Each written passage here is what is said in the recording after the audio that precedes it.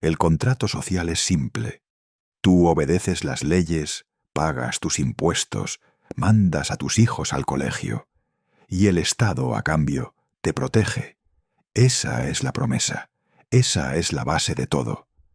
Pero hay una pregunta que los gobiernos más poderosos del siglo XX jamás quisieron que te hicieras.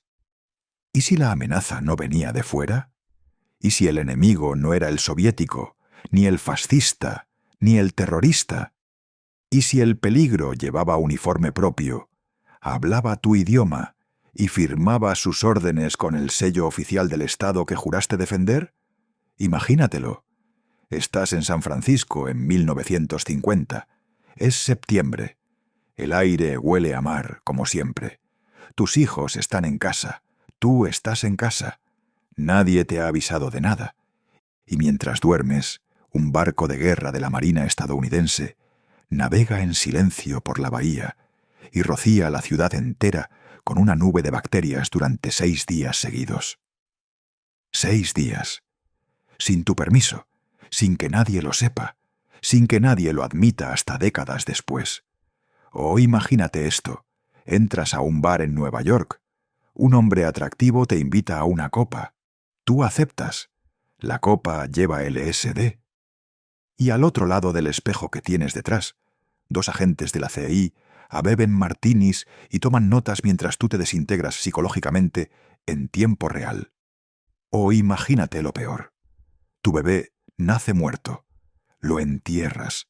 Lo lloras. Lo olvidas. O lo intentas. Y 40 años después descubres que antes de enterrarlo, alguien le amputó las piernas en secreto para medir los niveles de radiación nuclear en sus huesos, sin pedirte permiso, sin decirte nada, porque tú no eras una persona en esa ecuación, eras un dato. Hoy no vamos a hablar de teorías de conspiración. Hoy vamos a hablar de documentos desclasificados, de juicios reales, de disculpas presidenciales y de tumbas abiertas a la fuerza para encontrar la verdad. Hoy vamos a hablar de lo que los gobiernos más avanzados del planeta le hicieron a su propia gente y de cómo casi nadie tuvo que responder por ello. Esto empieza en 1947, en Nuremberg. El mundo acaba de juzgar a los médicos nazis. Doctores que habían operado a prisioneros sin anestesia, que habían sumergido a personas en agua helada hasta matarlas, que habían inyectado venenos en los ojos de los niños para ver si cambiaban de color. El mundo los miró con horror y dijo, «Nunca más». Y de ese horror nació el Código de Nuremberg. 10 principios. El primero y el más importante. Ningún experimento médico puede realizarse en un ser humano sin su consentimiento voluntario y explícito. Nunca, sin excepciones. El mundo aplaudió. El mundo firmó. Y el mundo, en secreto, lo ignoró casi de inmediato. Porque en 1947 también comenzaba otra guerra. Una guerra sin trincheras, sin declaraciones formales, sin batallas que salieran en los periódicos. La Guerra Fría. Y la lógica de esa guerra era simple y aterradora a partes iguales. Si los soviéticos desarrollan un arma que nosotros no entendemos, estamos muertos. Si ellos saben cómo funciona el gas nervioso en el cuerpo humano y nosotros no, perdemos. Si ellos pueden lavar cerebros y nosotros no, perdemos. Y perder en la Guerra Fría no era perder un territorio, era perder el mundo. Esa lógica convenció a científicos brillantes y funcionarios respetables de que ciertas reglas simplemente no aplicaban. No cuando estaban en juego cosas tan grandes. No cuando el enemigo no tenía escrúpulos. El Código de Nuremberg era para juzgar a los monstruos. Y ellos, desde luego, no eran monstruos, eran patriotas. Eso es lo que se dijeron. Y con esa convicción construyeron algunos de los programas más siniestros de la historia moderna. Empecemos por España. Año 1938. La guerra civil todavía humea, y el psiquiatra militar Antonio Vallejo Nájera ya está trabajando. Vallejo Nájera no era un criminal de guerra al uso. Era un académico, un hombre de ciencia, catedrático, con publicaciones y reconocimiento. Y tenía una teoría que obsesionaba al régimen de Franco tanto como a él mismo.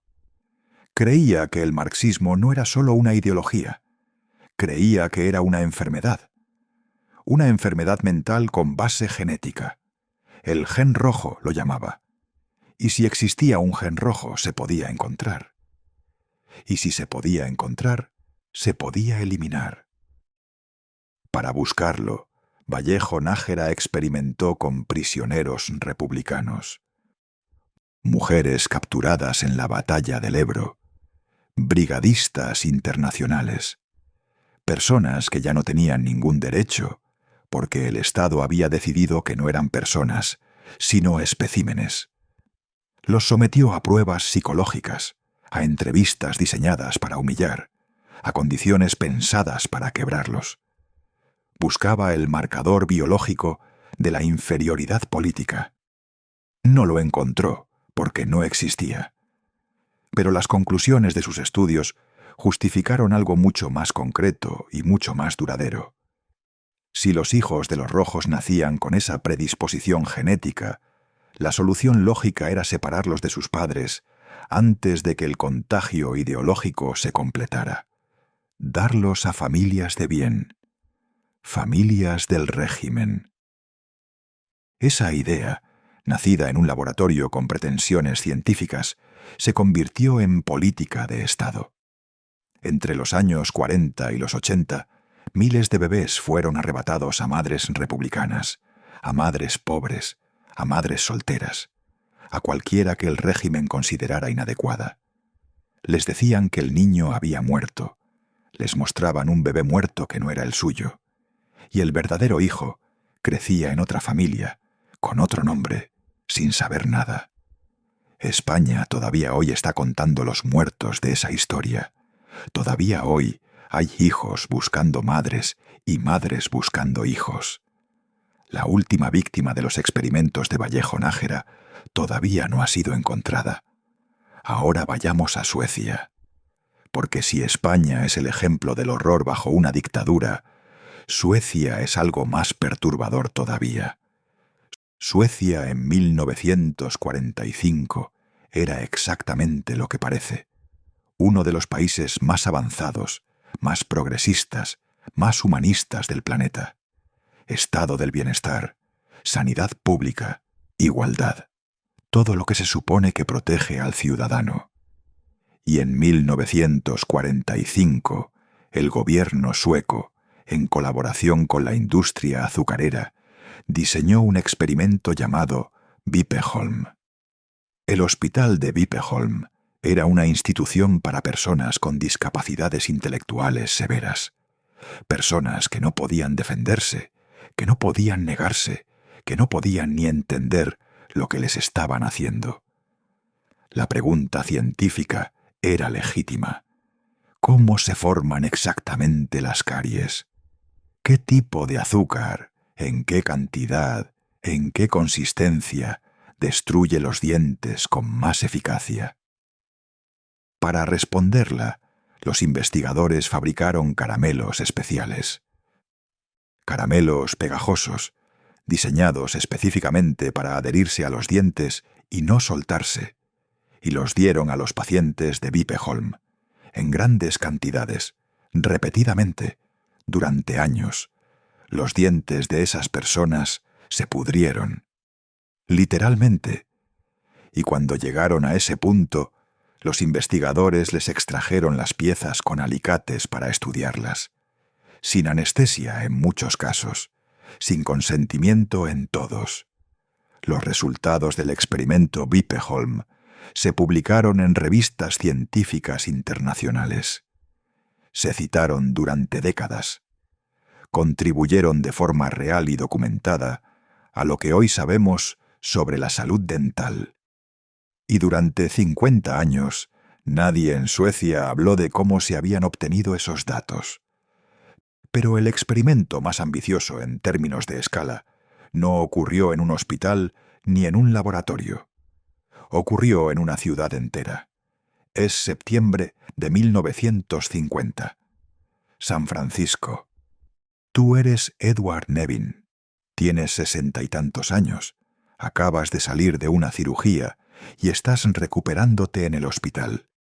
En unos días podrás volver a casa con tu familia. Tienes planes, tienes vida.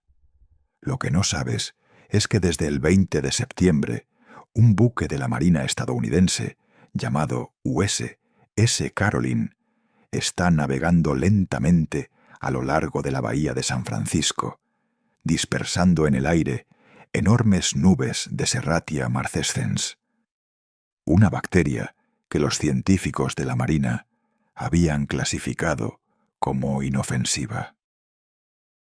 La eligieron por una razón práctica. Produce un pigmento rojo brillante que es fácil de rastrear en los sensores de laboratorio, perfecta para medir la dispersión de un agente biológico en una ciudad real. La operación se llamó Sea Spray. Su objetivo oficial era evaluar la vulnerabilidad de San Francisco ante un hipotético ataque biológico soviético. La Marina rociaba, medía, calculaba. Nadie en tierra sabía nada. Una semana después de que comenzara la operación, Edward Nevin desarrolló una infección gravísima en el corazón. Una infección causada por Serratia marcescens. Murió. 10 personas más enfermaron con la misma bacteria inusual. El gobierno lo ocultó durante 25 años. Cuando la familia Nevin finalmente demandó al gobierno federal en los años 70, después de que los documentos salieran a la luz, el tribunal falló en favor del gobierno. La seguridad nacional, dijeron, prevalecía sobre la responsabilidad civil. Edward Nevin no fue el objetivo del experimento. Era simplemente alguien que estaba ahí. Un dato colateral. Ese es exactamente el problema. Y mientras la Marina rociaba ciudades, la CIA estaba construyendo algo más sofisticado, más oscuro, más personal. En 1953, la Agencia Central de Inteligencia lanzó oficialmente el proyecto MK Ultra.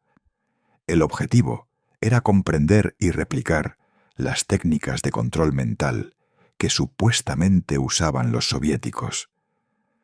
Había soldados americanos capturados en Corea que habían regresado con ideas extrañas, declaraciones filmadas que parecían confesiones voluntarias. La CIA estaba convencida de que existía una tecnología para borrar y reescribir la mente humana. Y querían tenerla.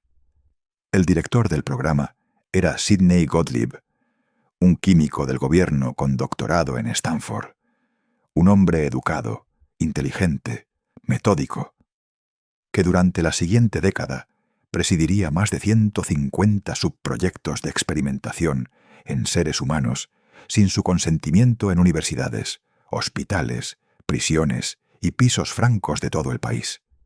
El más sórdido de todos se llamaba Operación Midnight Climax. Clímax de medianoche. La CIA alquiló apartamentos en San Francisco y Nueva York. Los decoraron como si fueran apartamentos normales, incluso como burdeles. Contrataron a prostitutas, mujeres que trabajaban como informantes, a cambio de que la policía mirara hacia otro lado. Su trabajo era simple: atraer a hombres, llevarlos al apartamento y drogarlos con LSD sin decirles nada. Al otro lado del espejo unidireccional instalado en la pared, agentes de la CIA observaban, tomaban notas, bebían, evaluaban si bajo los efectos del LSD de los sujetos revelaban secretos, seguían órdenes irracionales, perdían la capacidad de mentir. Los sujetos no habían dado su consentimiento, no sabían que estaban siendo observados, no sabían que estaban siendo drogados. Eran ciudadanos americanos que habían entrado a un apartamento y habían salido si es que salían enteros, sin entender qué les había pasado. Y entonces llegamos a Frank Olson. Frank Olson tenía 43 años en 1953. Era científico del Ejército de los Estados Unidos, especialista en guerra biológica. Un hombre que sabía cosas, muchas cosas. Había viajado a Europa y había visto cosas que no aparecían en ningún informe oficial.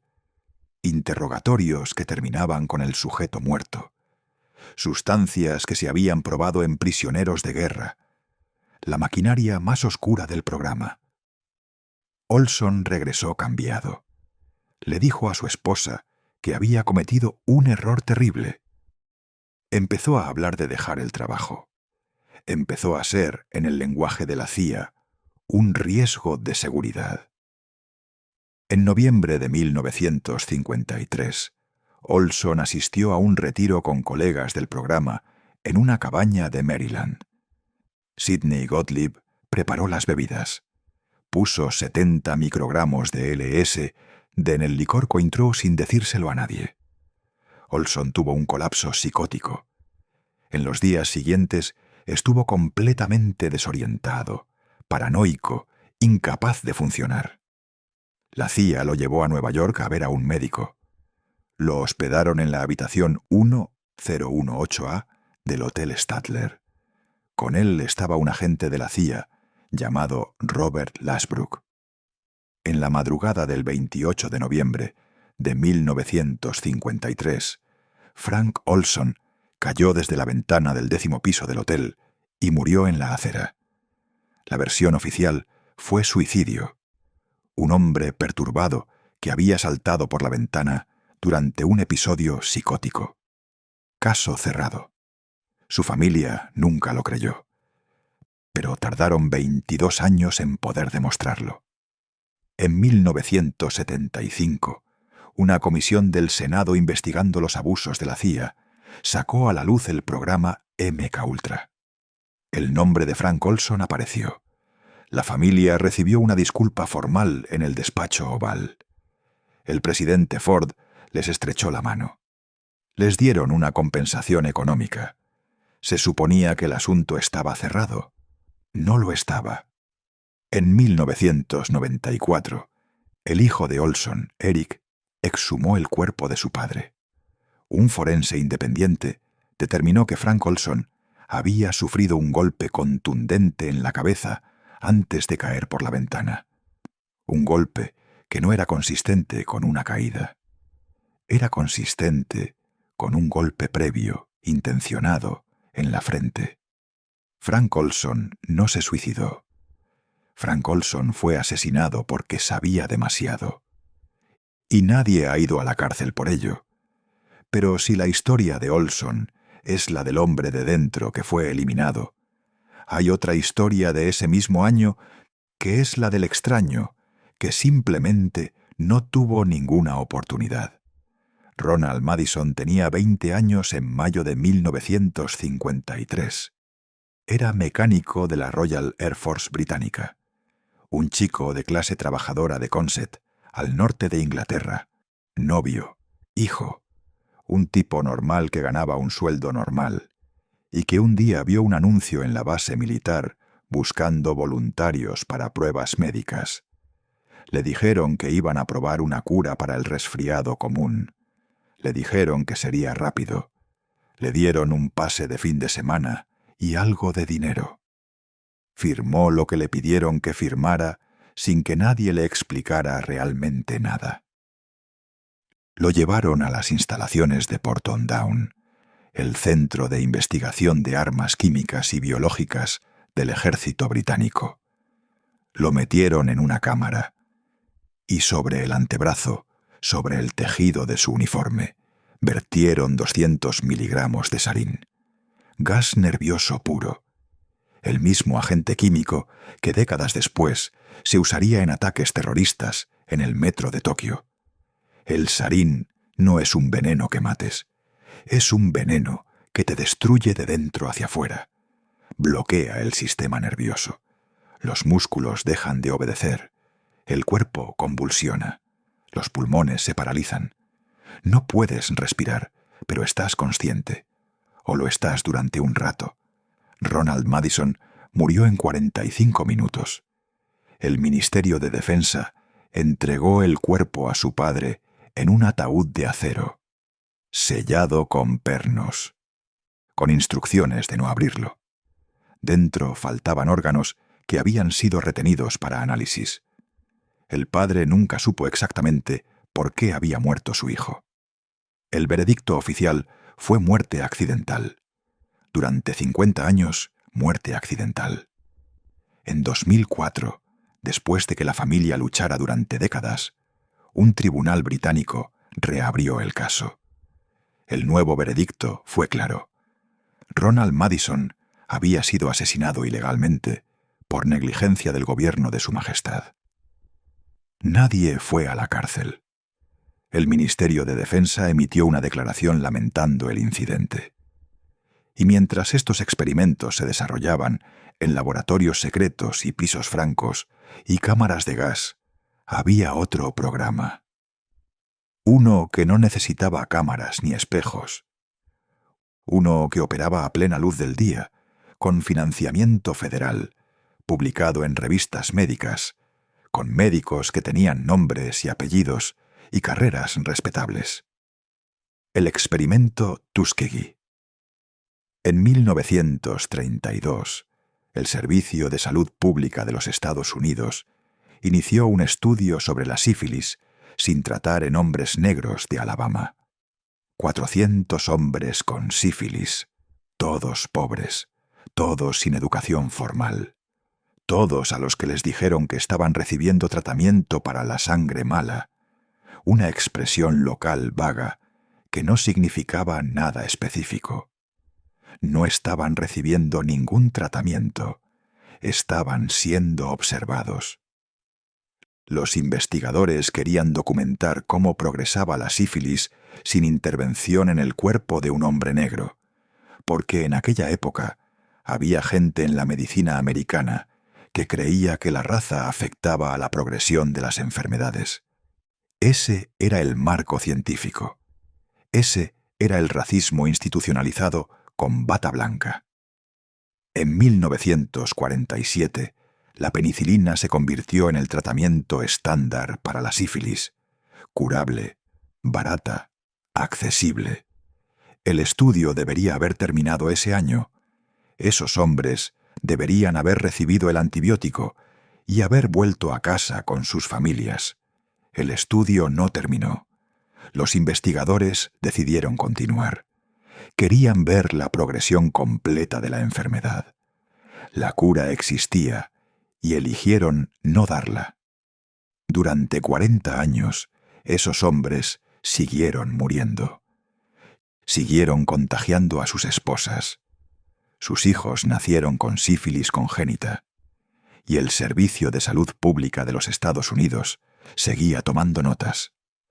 En 1966, un joven epidemiólogo llamado Peter Buxton se incorporó al servicio y descubrió el programa. Lo que leyó lo dejó sin palabras. Escribió a sus superiores. Sus superiores le dijeron que el estudio era científicamente válido y que continuaría. Escribió de nuevo. Le ignoraron de nuevo.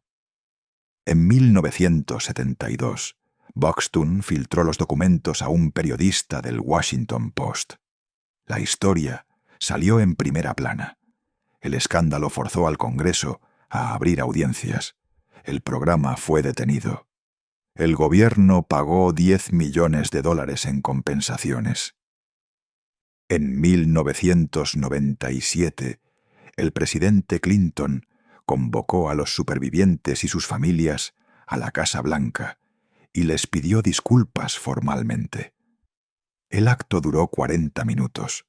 Los hombres del estudio llevaban muertos la mayoría de ellos décadas. Y aquí es donde hay que hacer una pausa, porque todos estos programas, el Vipe Holm y Sea Spray, y MK Ultra y Tuskegee, y los experimentos de Vallejo Nájera y el robo de huesos de bebés del Proyecto Sunshine, todos comparten un rasgo común. no fueron perpetrados por monstruos que sabían que eran monstruos. Fueron perpetrados por personas que creían que tenían razones suficientes. Personas que firmaban memorandos y asistían a reuniones, y volvían a casa por las noches y cenaban con sus familias. La banalidad del mal, lo llamó la filósofa Hannah Arendt, observando los juicios de Nuremberg. La capacidad del ser humano común y corriente para participar en atrocidades cuando el sistema que le rodea lo normaliza. El Código de Nuremberg se escribió para castigar a los monstruos. Pero los experimentos que hemos contado hoy nos enseñan algo más oscuro todavía.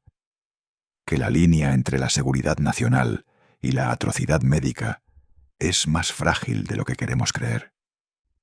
Que cuando un gobierno opera en secreto absoluto, cuando la transparencia desaparece y el poder no tiene que responder ante nadie, el ciudadano deja de ser una persona.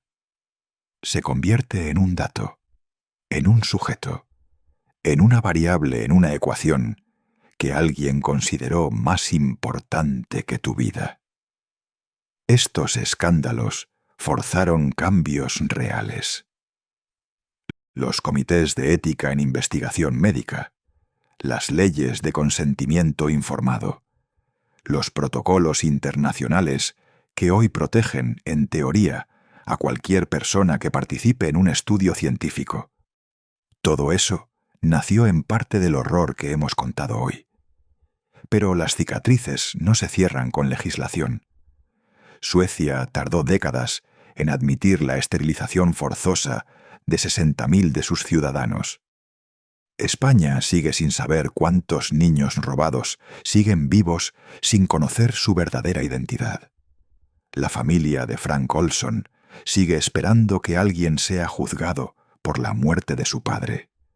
Y en los archivos desclasificados que todavía quedan por abrir, en Washington, en Londres, en Madrid, en Estocolmo, es muy probable que haya historias que todavía no conocemos.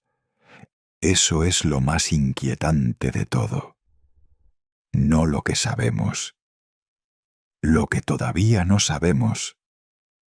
Gracias por ver.